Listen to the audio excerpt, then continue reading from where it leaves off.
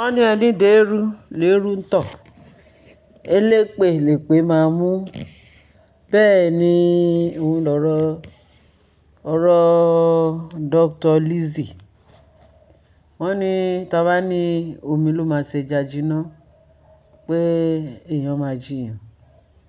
Bẹ́ẹ̀ ni pẹ̀lú akitiyan Naomi lórí Dr. Lizzy. Dr. Lizzy náà ló tún wá kọjú ìjà sí Naomi. Èéṣe kí ni Naomi gbà lọ́wọ́ gbogbo wọn? Pẹ̀lú ẹ̀ náà àwọn náà ń jẹ ìyà. Bẹ́ẹ̀ ni àwọn gangan náà ń jẹ èyí tó jù nínú ìyà. Torí ìdúró ò sí fún wọn, ìbẹ̀rù ò sí fún wọn.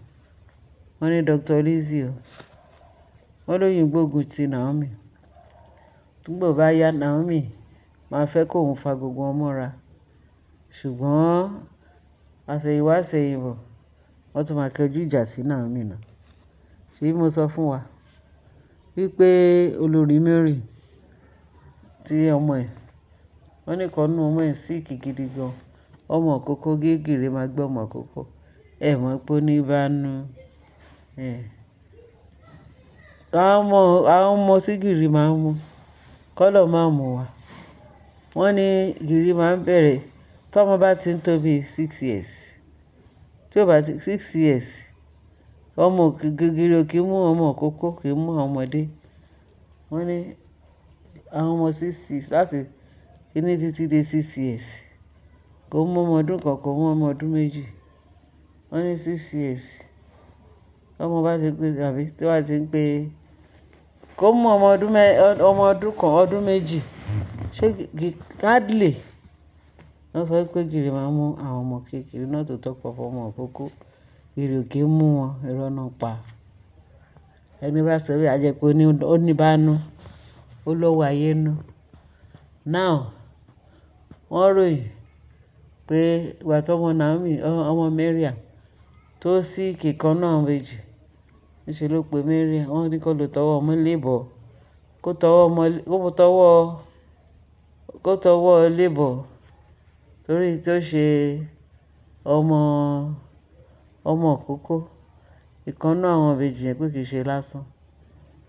So at the end of wọ́n ló tiẹ̀ ti dààmú gan yẹn Mariam. At the end of the day wọ́n ló pe Mariam, ló pe Naomi. Pé Naomi ò dé gbà mí jọ. Mo mọ̀ pé o máa ń gbàdúrà. Mo mọ̀ pé o máa ń gbàdúrà tí Ọlọ́run dẹ̀ máa ń tẹ pàṣẹ. Ó ń gbọ́. Òun ò mind o, òun máa san owó tíkẹ́ẹ̀tì, òun máa san gbogbo ẹ̀. Kó jọ kó wá bá wọn dáhùn sí ọ̀rọ̀ ọmọ kékeré kan. Kìkì ọ̀rọ̀ kan tó bá ti gbàdúrà fún, òun gbàgbọ́ pé àdúrà yẹn máa gbà. Pàtó ti sọ pé spiritual attack ni. Àwọn èèyàn bá ní tí Naomi bá lọ pẹ́rẹ́ pé ó fi rẹ̀ tàkàlà. Wọ́n ní inú kan kò ní bá ọlá inú kan ò ní bá ló máa bá gbára wọn jẹ́. Ó ti ẹ̀ jẹ́ pé ṣe ni wọ́n ti ẹ̀ fi nǹkan sí abẹ́ aṣọ tó fẹ́ fi ṣe ń jàmbá tó bá lọ bẹ̀ pẹ́rẹ́. Póun dẹ̀ ló mọ̀. Wọ́n ti sọ oríṣiríṣi fún un. So ṣùgbọ́n ṣá o, wọ́n ní Naomi pé wọ́n ní nǹkan kan ṣẹlẹ̀ ṣá ní airport, wọ́n wá jẹ́ kó lọ. Ẹ mọ̀ pé ó jọ gàtè kò jọ gàtè. Wọ́n ló fẹsẹ̀ méjèèjì tìró.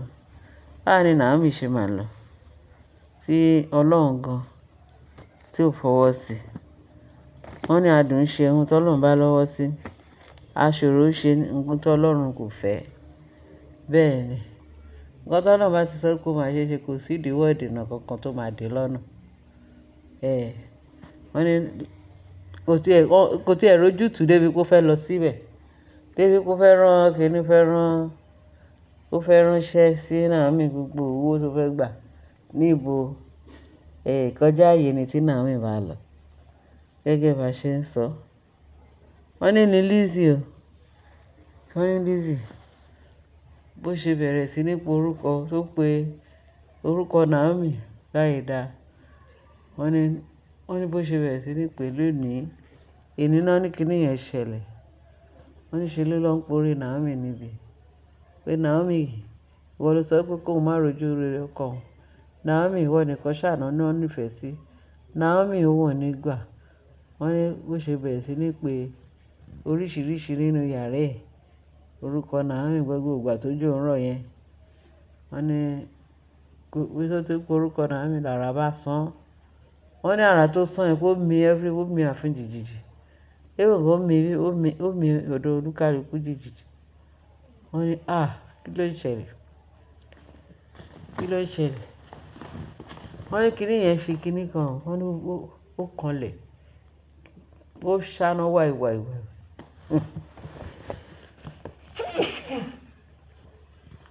Excuse me.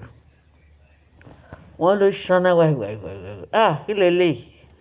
Wọ́n náà security gan. Pé ó súnmọ́ pé ẹ̀rù bà wọ́n. Wọ́n níbi tí àwọn ní ó dàbí pé kinní yìí pé ìkọ̀kọ̀ máa ṣẹlẹ̀ láàfin yẹn. Wọ́n náà security bá bẹ̀rẹ̀ sí ní káàkiri.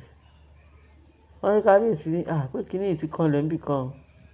Pé kí gbogbo àwọn security wá tí àwọn bẹ̀rẹ̀ sí ní wá káàkiri. Wọ́n wo ṣẹ́bẹ̀lú kọlùkù pé kí ló ń ṣẹlẹ̀ ṣé kinní tó sàn yìí. Ṣé kò débi tẹwà wọ́n nílá. Wọ́n bèèrè lọ Ashley ní kò dé ọ̀dọ̀ òun. Pé wọ́n bèèrè lọ́wọ́ olórí Tóbi, wọ́n ní kò dé ọ̀dọ̀ òun. Ó bèèrè lọ́wọ́ olórí Rónkà, ó ní kí ló ń jẹ kókó lára àwọn lé o. Kò sí kankan tó ṣàwọn. Wọ́n lọ sọ́dọ̀ olórí Rónkà. Ó ní kókó lára àwọn náà lé. Ọ̀dọ̀ Tèmítọ́pẹ́ ó ní kí ni kàṣígọ́ Ọlọ́run tí ẹ̀ jẹ́. Wọ́n lọ sọ́dọ̀ Lizzy. Wọ́n ní wọ́n ṣe dọ́dọ̀ Lizzy, wọ́n gbálẹ̀kùn. Kò sẹ́ni tó kanlẹ̀kùn. Kò sẹ́ni tó dáhùn. Wọ́n gbálẹ̀kùn kò dáhùn. Wọ́n ní bẹ̀tì Lizzy wà nílé ìṣá. Wọ́n wá ní pé kò dáhùn. Wọ́n ní ìtumọ̀ ilé. Wọ́n ṣàṣewá sílé. Wọ́n ní ó wà nílé. Pé ṣùgbọ́n kò respond. Wọ́n ní ara ti fi wọ́n láàfin yẹn pé ibì kan ni ara yẹn ti máa wọlé ní ààfin yẹn. Wọ́n ṣe ṣílẹ̀kùn. Wọ́n ní wọ́n bí ilẹ̀kùn yẹn, wọ́n já ilẹ̀kùn, wọ́n wọlé. Àṣé ọ̀dọ̀ Lizzy ní kinní yẹn lọ balẹ̀ sí. Ní ara yẹn balẹ̀ sí. Tó wọ́n ròyìn ara yẹn pé ó dàbí ìgbà tó ń ránṣẹ́ wà ní. Wọ́n rán iṣẹ́ ìyẹn ara yẹn. Wọ́n dé ọ̀dọ̀ olórí Lizzy. Wọ́n bá ń lẹ̀lẹ̀. Wọ́n ní gbogbo ọ̀nà dáhùn nílé nígbà tó ń lọ kanlẹ̀kùn. Lizzy nìkan ní ò dáhùn. Wọ́n kọ́lẹ̀kùn ní ṣe Lizzy wà nígbà tí wọ́n jálẹ̀kùn. Wọ́n bá Lizzy ńlẹ̀lẹ̀. Wọ́n bá fọ́tò yánmọ̀yánmọ́, fọ́tò Naomi, fọ́tò Tádéníkàwò. Àwọn ọmọ Naomi ó kúnlẹ̀. Bí Lizzy náà wà ńlẹ̀lẹ̀. Àṣé ọ̀dọ̀ ẹ̀ ni àrá yẹn ti bẹ̀rẹ̀. Ibẹ̀ náà ló parí sí. Ṣé mọ̀ pé ẹni ṣe ibi tẹ́lẹ̀? Pàápàá jùlọ tó ṣe ibi níbi tára ti sọ. Pàápàá jùlọ kéèyàn máa ṣe ibi. Kó máa ṣe ẹni tí ò rí sí ẹrù. Kọ́kàn máa ṣe ibi kó sọ pé inú lágbájá ń bí mi. Mi ò ní jẹ́ kó gbádùn. Máa porí ẹ̀ níbi. Wọ́n níbi tó Dr. Lizzy tó dúró sí nìyẹn. Dókítà tó jẹ́ pé ìyá àti bàbá ẹ̀ Christian gidi gan ni àwọn ìránṣẹ́ Ọlọ́run ni wọ́n. Bá ṣe gbọ́ ní Lizzy fi torí Naomi tó ló ń yadé aláwọ̀ tó ń yalé oníṣègùn. Bí gẹ́gẹ́ bó ṣe sọ, wọ́n ní àgùntàn tó bá járìn ó máa jẹ̀gbẹ́. Bẹ́ẹ̀ ni, torí pé ó ti bá àwọn ẹni bí èṣù bí èèyàn pé jẹ́ kí n ní àfarawé wọn díẹ̀. Wọ́n níbi tó ti ń pèrè Naomi ní strike tó wọn mọ́lẹ̀ nínú ààfin allegedly. Bí wọ́n ṣe yára tilẹ̀kùn. Kójú má rí bí gbogbo ara lògùn ẹ̀. Wọ́n ṣe lọ bá kábíyèsí kí wàá lọ wo nǹkan tí nǹkan tó láàárín nínú kan nínú ìyàwó yín. Àṣé ara yẹn ó ti débi tó wà. Wọ́n ní kì í ṣe kékeré. Dídé wọ́n ló ranjú lẹ̀ kò lè dìde. Wọ́n ní bó ṣe gbé dìgbàdìgbò di hospital. wọ́n ní bí kúkú bí yíyè ní gbogbo bá yóò dìgbà náà nà. Wọ́n ní ibi tára parí sí, ibi tára ti bá ń bẹ̀ tó dẹ̀ sàn mọ́lẹ̀. Ẹ̀yin èèyàn mi, a dúpẹ́ lọ́dọ̀ Ọlọ́run má jẹ́ ká lùgbàdì ayé. Ọlọ́run má dẹ̀ jẹ́ ká kọjá ààyè wa, ká bá ẹni aláìṣẹ̀, ká bá máa gbèrò búburú, ẹ rí pé Ọlọ́run ò nífẹ̀ẹ́ sí. Wọ́n ní kì í ṣe kékeré o. Ọlọ́run á fún alágbára ní sùúrù. Wọ́n ní wọ́n ti rọ́ọ̀ṣì Lizzy lọ sí hospital. Kò ṣe ní lọ sí hospital. N kò jẹ́ pé jẹ́jẹ́ lọmọ Èkó ń lọ. Òun ni Naomi. Naomi gbéṣẹ́ rán yàn. Jẹ́jẹ́ ni. Àbí ẹ̀rí nǹkan rí. Ẹ̀yin èèyàn mi, ó ga o. A ní ká fi tó wa létí pé nǹkan tó ṣẹlẹ̀ láàfin lọ́sàn-án yìí nìyẹn gbà tára sán. Ilé Lizzy ló balẹ̀ sí. Ẹ bá share, ẹ bá like, ẹ bá subscribe kéde bá fi tó kù sí comment section. Bó bá ṣe jẹ́, a máa sọ fún wa. Jésù Kristi Olúwa wa, àmín. Ẹ ṣé gan bẹ́ẹ̀ ṣe tètè bá share, ẹ bá like, ẹ bá subscribe kéde bá fi tó kù sí comment section. Àbọ̀ Ọlọ́run á dájú lórí wa. Jésù Olúwa wa, amen. Ẹ ṣé gan bẹ́ẹ̀ ṣe tètè sí wa. Láyé o.